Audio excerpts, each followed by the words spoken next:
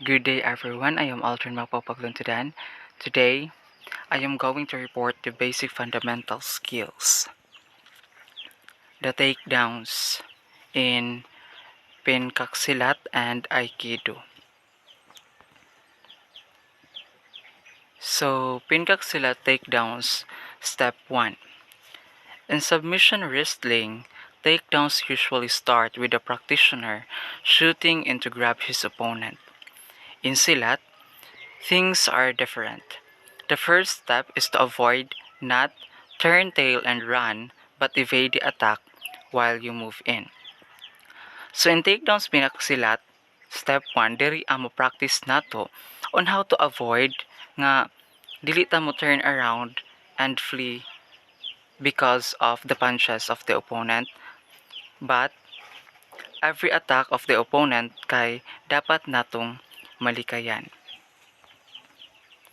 So for example, as your opponent fires a punch along your power path that leads to the center of your body, you can evade it by blocking or parrying with your hands, while your legs close the gap by stepping off at a 45-degree angle. So, here is the video.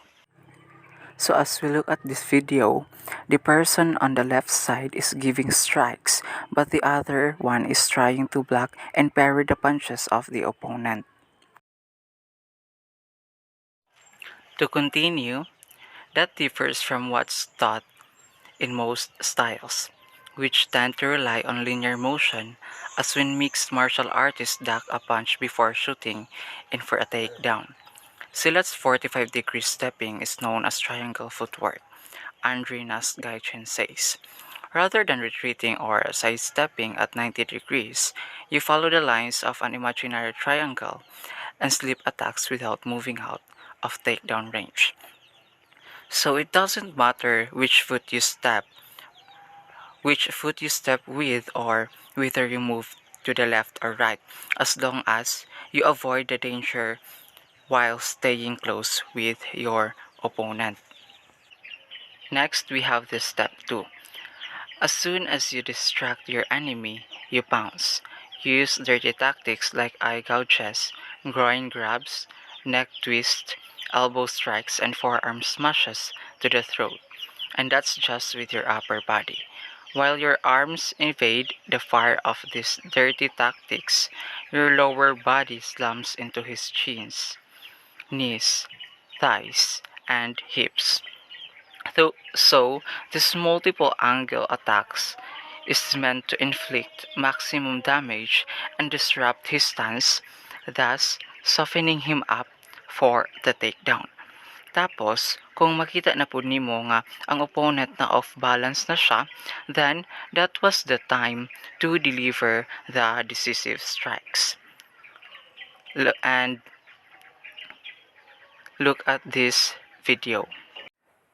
As we watch the video, after blocking and parrying the punches of the opponent, nakita nato nga mibalot siya, which ni strike siya, and after na off balance ang kalaban, ditoan na niya gideliver ang decisive strikes. Let's proceed to step 3.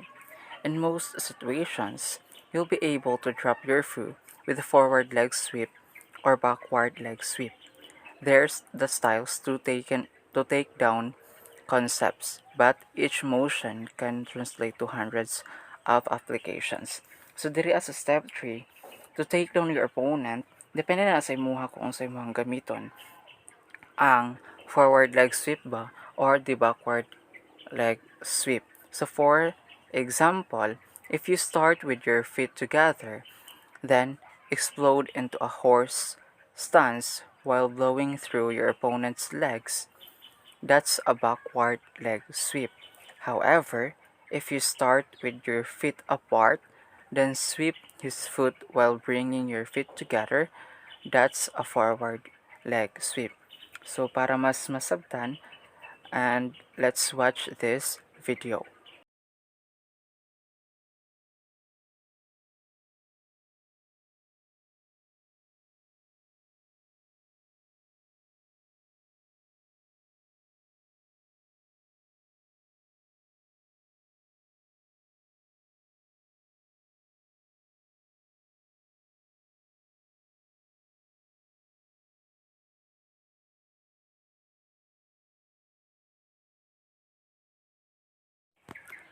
Next is we have the Aikido.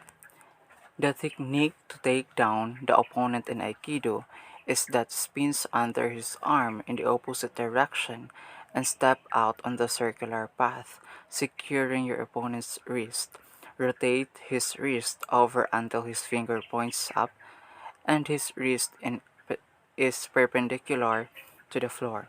Rotate his wrist in the opposite direction, twisting his wrist outward in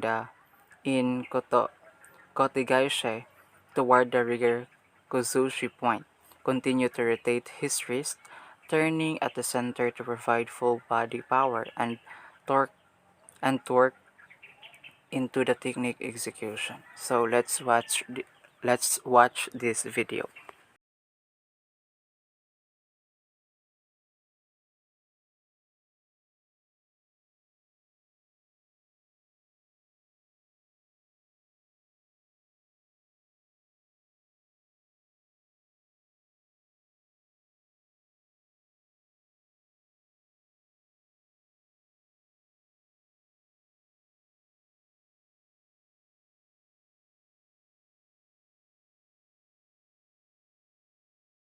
That's it for today. Thank you very much for listening.